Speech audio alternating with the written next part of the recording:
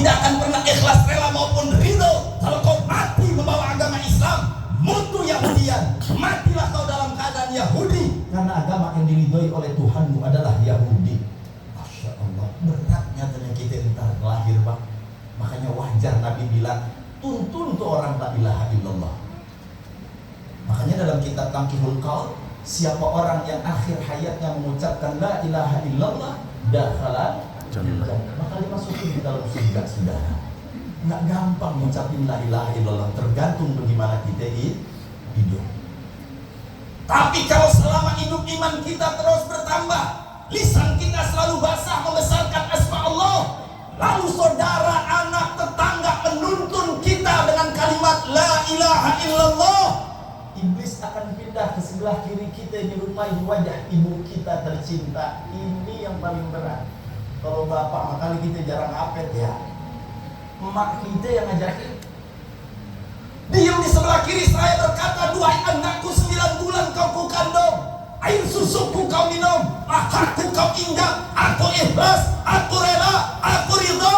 Tapi demi Allah, aku tidak akan pernah ikhlas, rela maupun ridho. Matilah kau dalam keadaan Nasrani, karena agama yang diridhoi oleh Tuhanmu adalah Nasrani. Makanya kita kalau nuntunin mayit, lihat napas, Pak. Kita bisikin dia di saudara kita lagi sakaratil maut, la ilaha illallah terus. Tapi kalau udah ngap-ngapan, jangan kita paksa la ilaha illallah. Ngerinya cuma nyampe gila doang. Ini menurut dia mana? Ngerinya cuma nyampe la ilaha, mati, tahu hati lagi. Nggak ada Tuhan, mati, konyol yang begitu. Terus bagaimana? Singkat, Allah, Allah, Allah. Itu sudah tuntut. Baru dia turun malaikat maut. Ini malaikat maut ketika cabut nyawa tergantung dia. Sebelum dicabut nyawa kita, kalau nih orang mati dalam keadaan husnul khatimah, turun dulu malaikat rahmat memberikan kabar gembira kepada hamba Allah tersebut, sehingga wajahnya berseri-seri. Makanya Pak, mohon maaf, kalau kita ngelihat mayat, itu bisa kita ciriin mana suhul khatimah, mana husnul khatimah. Imam Ghazali yang ngomong, bukan saya. Kita lihat, makanya saya mau tanya orang sini, kalau ada orang meninggal, kita ngelihat muka mayat nggak? Jujur ngelihat nggak? Ngelihat doang apa sambil didoain? Kalau ada ngelihat doang. Kalau ditanya doain, tak apaan doanya? Udah doain, udah. Kita ngelihat doang muka. Ya. Padahal ketika kita ngelihat mukanya, tadi doanya udah diajarin tuh. Kalau kita pesantren di Banten, itu diajarin sama Kiai Banten. Lu kalau ngedoain jenazah, gimana doanya? Lu tawasul ke Nabi. Tadi bagian dari tawasul udah dipimpin doa guru kita. Allahumma ighfir lana waghfir li hadhil mayyit kalau perempuan. Allahumma asturna wastur li hadzal mayyit kalau laki. Allahumma jiburna wa jibur li hadzal mayyit. Allahumma ihfadna wahfad li hadzal mayyit. Allahumma inni as'aluka bi haqqi sayyidina Muhammad wa la tu'adzib hadzal mayyit. Ya Allah, itu doa itu. Nah, kita sambil lihat tuh kata Imam Ghazali, kalau alisnya kelihatan basah dan ini tenggorokannya agak sedikit berkeringat, lalu dia wajahnya berseri-seri tersenyum dan menoleh ke kanan, pastikan itu mayit husnul khatimah, saudara. Itu cirinya.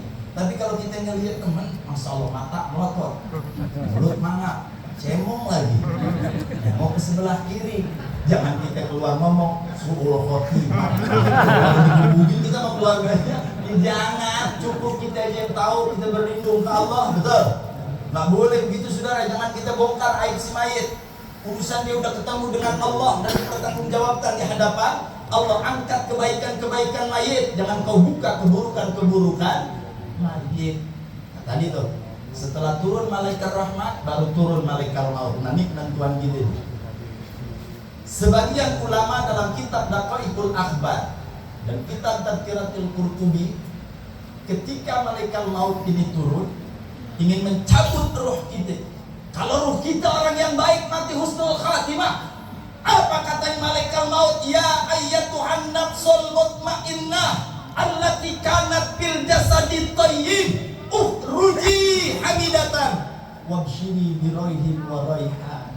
Hei jiwa yang tenang yang berada di dalam jasad yang baik, keluarlah engkau halnya terpuji dan berbahagialah dengan kebahagiaan surgawi. Mudah-mudahan almarhumah demikian. Ketika dicabut rohnya, sepakat sebagian ulama bagaikan kita menyambut satu rambut yang ada di dalam adonan roti, saudara. Seluruh malaikat sejauh mata memandang bersab-sab menyambut kehadiran ruh hamba Allah tersebut. Mereka berkata, "Ma hadhir ruh thayyibah, ruh siapa nih yang baik?" "Ruh fulana binti fulan. Ahlan wa sahlan bihudurikum." Masya Allah, seluruh makhluk Allah memuji hamba Allah tersebut, saudara, sampai di hadapan Allah Azza wa Jalla. Ntar kita lanjutin. Sekarang sebaliknya, kalau orang mati su'ul khatimah, ibadah kagak pernah, sholat dia tinggalin, puasa Ramadan cuma sekali doang, mati berabe orang bernekat. Turun malaikat maut seraya berkata, "Ya ayat Tuhan nafsul khabisah allati kanat bil jasadil khabis, ukhruji damimatan wabshiri bihamid." Hai jiwa yang buruk yang berada di dalam jasad yang buruk, keluarlah engkau hanya tercela dan berbahagialah dengan pedihnya siksa neraka, saudara. Ketika dicabut rohnya, ikhtilaful ulama, berbeda pendapat para alim ulama. Ada yang mengatakan di saat rasa sakit nyawa, cabut nyawa itu bagaikan kita sedang menyembelih seekor kambing dan kulitnya gak pakai diseset pelan-pelan tuh, langsung tarik sekencang-kencang begitu, saudara. Ada lagi yang bilang enggak begitu, bagaikan kita punya sutra yang begitu indah, kita lemparin di punan yang penuh dengan onak dan duri, kita betot sekencang-kencangnya, begitu rasanya, saudara. Tapi dalam kitab Tadhkirah, Imam Ghazali katakan bagaikan kita membelah bambu yang sampingnya ada sembilu. Kalau orang Rawa bilang sebutnya apa? Yang suka kebeler tuh, apa namanya itu? Apa namanya? Olada. Jadi bambu yang dibelah sampingnya kan kita ada yang tajam tuh. Itu namanya apa? Kinis. Kalau orang Depok bilang pelan. Itu kita peluk dari langit ke-7, prosodin nyampe bumi ke-7. Itu rasa sakitnya, saudara. Kalau nyobain gratis, besok main aja ke rumah saya di Cilodong. Saya kasih bambu petung, belah dari atas rumah, kita belah, kita peluk terus prosodin ke bawah. Itu rasa sakitnya, saudara. Makanya wajar Nabi katakan, Allahumma hawin alaina fi sakaratil maut. Gampangin di saat sakaratil maut. Dicabut roh kita terus dibawa di hadapan Allah. Ketika dibawa di hadapan Allah Subhanahu wa ta'ala, ruh kita, ruh orang yang beriman maupun ruh orang-orang yang tidak beriman, itu oleh Allah diperintahkan para malaikat untuk memberitahukan dia di mana tempat kediamannya. Dibawa nih malaikat, "Ntar lu diem di sini nih, bulan bin bulan di surganya Allah." Mudah-mudahan almarhumah demikian dan kita juga demikian, amin ya rabbal alamin. Nah, jasad kita lagi diurusin sama yang hidup. Nah ini nih, jenazah kita itu lagi diurusin sama yang hidup. Terus Ustaz, roh kita belum dimasukin, tapi ketika orang si Amir atau yang mengurus jenazah ini mau menutup wajahnya almarhum maupun almarhumah, Allah memerintahkan malaikat untuk mengembalikan rohnya si Fulan bin Fulan tersebut, ditaruh di sela-sela antara jasad dan kain kafan. Jadi enggak dimasukin lagi. Kalau dimasukin lagi pada kabur orang. Hidup lagi dia. Tapi ditaruh di sela-sela antara jasad dan kain kafan. Ya, artinya di bawah kain kafan, di atas kulit. Nah ini nih, makanya kan Pak Haji Sidik mandiin jenazah ya. Nah, ini apalagi ada guru kita. Itu di kitab Daqaiq, kalau si mayit lagi mau ditutup mukanya, biasanya kan Pak Amir tuh suka manggil keluarga. Mana nih anaknya? Mana nih istrinya? Mana nih keponakannya? Mana nih cucu dan mantunya? Semua udah pada kumpul. Ini penglihatan kalian terakhir. Ridho, ikhlas ditutup. Itu Pak Amir melakukan itu bukan nggak ada dalil, ada dalilnya, saudara. Kalau di Depok banyak tuh yang anti begitu tuh. Udah tutup aja kelamaan. Gitu sudah. Saya yang nyolot. Saya bilang lu ngaji yang dalam, kopinya masih di warung sih. Ngaji yang dalam, buka kitab Daqaiq. Apa di dalam kitab Daqaiq tersebut? Sampai si ruh berkata, "Wallahi ya Rasul, demi Allah wahai yang memandikanku, di saat kau memandikan tubuhku, jangan terlalu tinggi antara antara air dengan jasadku." Jadi jangan terlalu tinggi itu mandiin mayit itu. Airnya kita taruh pelan, jangan dilangsungin antara air ke kulit. Di kitab Daqaiq dilarang, Pak. Terus bagaimana? Pakai kain dulu kita, apa namanya? Salangin ya, jaraknya sejengkal. Nah baru tangan kita gosok pelan-pelan. Jadi kita kadang-kadang mandiin mayit udah kayak air sentif. Wow. Orang gila ini orang sudah. Saya paling gak bisa tuh di Depok, saya paling marah jujur. Gak peduli lu mau siapa kayak di depan gua lu praktek begitu gua beri. Bener lah, kita pakai dalil lu aku Ahlussunnah wal Jamaah praktek apa jadi Ahlussunnah wal Gagabah. Betul gak? Ya saya gak terima saudara. Anda memandikan jenazah silakan mandikan jenazah. Apalagi kalau jenazah kukunya pada hitam-hitam. Kadang-kadang ambil anak aja, ada ambil ini ada gunting kuku. Diguntingin. Lu ngaji di mana? Imam lu siapa? Buka Fathul Muin, haram hukumnya saudara. Pakai kang tembak, di pelan-pelan tunayin. Gitu. Ya, kita belajarnya sama Pak Haji Sidik tuh, biar ada regenerasinya. Nah setelah Pak Amil nutupin, itu jeritan turun. Wahai yang memandikanku dan yang menguruskanku, jangan kau tutup dulu wajahku. Aku ingin melihat anakku, aku ingin melihat cucuku, aku ingin melihat menantuku dan orang-orang yang aku cintai. Sebab mereka melihat aku hari ini ialah penglihatan terakhir di dunia. Dan aku pun demikian. Masya Allah, itu jeritan ruh saudara. Baru dia tuh dimasukin di sela-sela antara jasad dan kain kafan, ditaruh di atas kurung bata, dibawa ke masjid. Ketika diangkat, itu ruh teriak di dalam kurung bata. Apa teriakannya? Qaddimuni, qaddimuni. Cepetan saya, cepetin. Duluin saya, duluin. Karena kebahagiaan sudah menanti saya. Karenanya ruh udah tahu tadi bahwa tempat kediamannya di surganya Allah. Walaupun belum dimasukin ke dalam surga. Itu nah, sama orang yang mati su'ul khotimah juga sama saudara. Makanya ketika ditaruh tuh kita bawa ke masjid. Nah ini praktek dari orang sini kalau bawa mayit pala duluan apa kaki duluan? Pala duluan kaki duluan? Bareng. Jawab dah. Bareng. Duluan, kaki duluan. Bareng. Ada bilang kaki, ada bilang pala.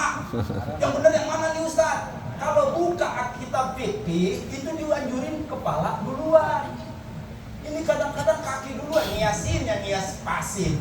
Ustaz, kalau kepala duluan, masa iya kalau mayit bangun kepala di bawah kaki di atas?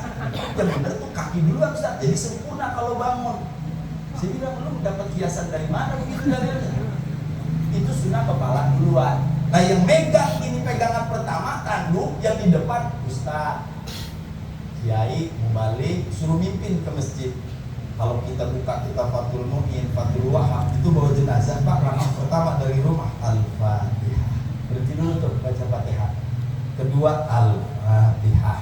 Baca lagi Fatihah sampai 7 langkah baru jalan ke masjid. Itu di masjid. Emang Anda pikir roh ketika ke masjid itu nggak ngejerit saudara? Jeritannya tadi qaddimuni, cepetin saya, cepetin. Tapi kalau orang yang rumahnya dekat masjid, ini maaf ya kalau singgung, sholat nggak pernah berjamaah di masjid. Sholatnya nggak di rumah baik, malah yang lebih gila nggak pernah sholat. Tapi ketika mati dibawa ke masjid. Biar kata tuh masjid dempet sama rumahnya. Sholat nggak pernah tuh ke masjid. Ketika jasadnya mau dibawa saudara ke masjid, pengen disolatin di masjid, apa teriakannya ini ruh? Ya wailataha, aina tudhabuna biha. Bu kecelakaan, mau dibawa kemana gua? Woi, gua mau dibawa kemana? Padahal rumahnya samping masjid, pengen disolatin di masjid. Karena selama di dunia nggak pernah kenal masjid, matinya juga sampai bingung mau dibawa kemana. Tuh ketika kita bawa tuh, cuma yang gotong budeg. Kalau denger kabur. Saya tanya kalau kira-kira yang gotong denger lu gimana Pak? Kabur. Woi, gua mau dibawa kemana ini? Gua mau kita lemparin ke rumah tahan. Betul. Bawa jalan itu nyampe ke masjid. Emang Anda pikir karpet masjid diam? Kuping kita aja karena banyak maksiat, tapi di telinga para aulia Allah itu kurung batang, itu karpet masjid, semuanya menjerit saudara. Apa jeritannya? Lu kemana aja baru nongol. Itu saudara. Innalillahi wa inna ilaihi raji'un. Dibawa deh nih ke kuburan. Nah ini fikih masuk. Kalau bawa jenazah di pintu kuburan, guru kita mungkin udah ngajarin, ucap salam. Jangan selonong boy. Betul?